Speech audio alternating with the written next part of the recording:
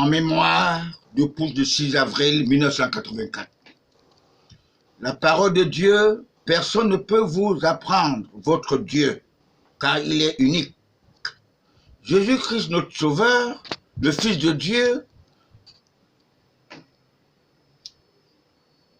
le Fils du Créateur, le Père de notre grand serviteur, le Père Abraham, le Père d'Isaac et d'Ismaël, que j'ai eu l'insigne privilège de le succéder dans cette planète Terre, conquise par le Satan, et il en a fait son royaume.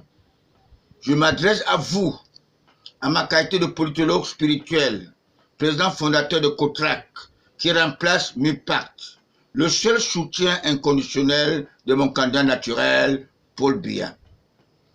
Je suis venu uniquement pour dédouaner le président Paul Biya, en disant ceci: nul ne peut défier Dieu, même Donald Trump et le petit Emmanuel Macron, le chef de l'État de la République française.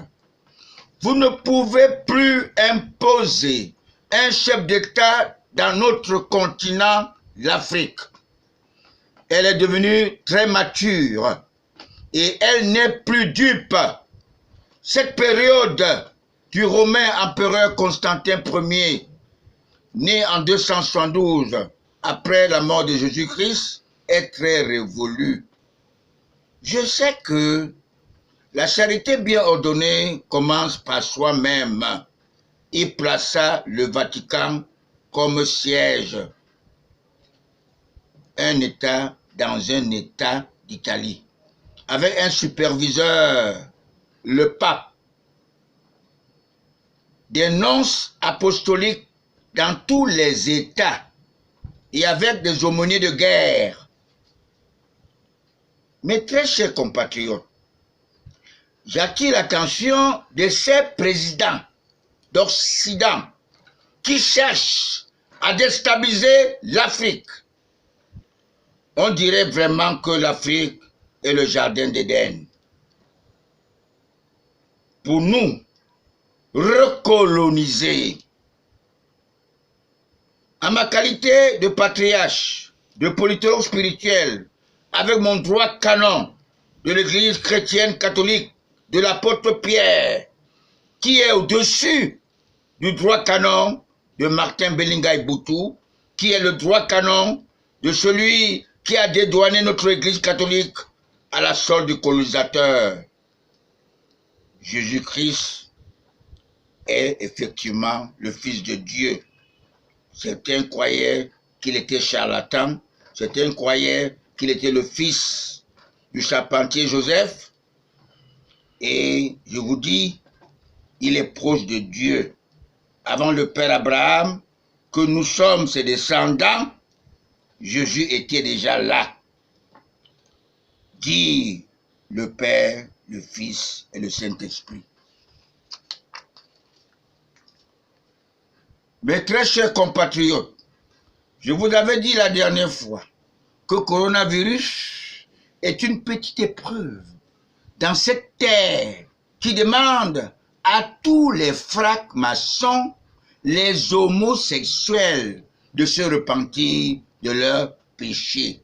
Dieu le Père nous montre qu'il n'a pas besoin d'armes pour faire paniquer tous ceux qui ont vendu leur âme au diable, ceux qui ne se souviennent pas de Sodome et Gomorrhe.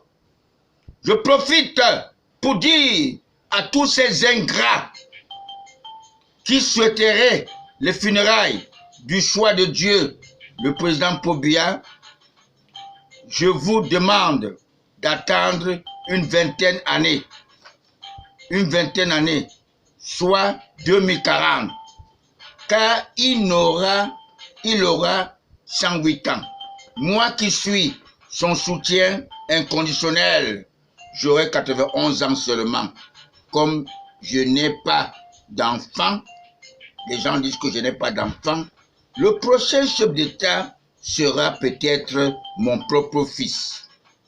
Je profite du passage de coronavirus pour dire à tous ces adeptes du roi Hérode qui ne voulaient pas de Jésus-Christ, qu'il a tenu à sa parole. Il avait dit, je reviendrai juger les vivants et les morts. Il est chez nous. Il est retenu chez son 13e apôtre Paul à Bomeka. Plus que vous souhaiterez la mort de Paul Biya, notre président élu, notre président souverainement élu, vous lui donnez plus de vie pour qu'il puisse accomplir sa mission. Mes très chers compatriotes, le président Paul Biya ne s'éternise pas au pouvoir. Il n'est pas éternel. Son silence est une arme spirituelle. Il est le spécimen du roi Rodolphe Douala Mangabel, pendu le 8 août 1914 par les Allemands parce qu'ils ne voulaient pas que le Cameroun soit bradé par les francs-maçons au profit du colonisateur blanc. Moi qui suis auprès de lui, je suis une Gossodine qui accepta la même pendaison comme les Paul Samba, etc. Dieu vit, Dieu est la vie. Abel, Satan est la mort, Caïn.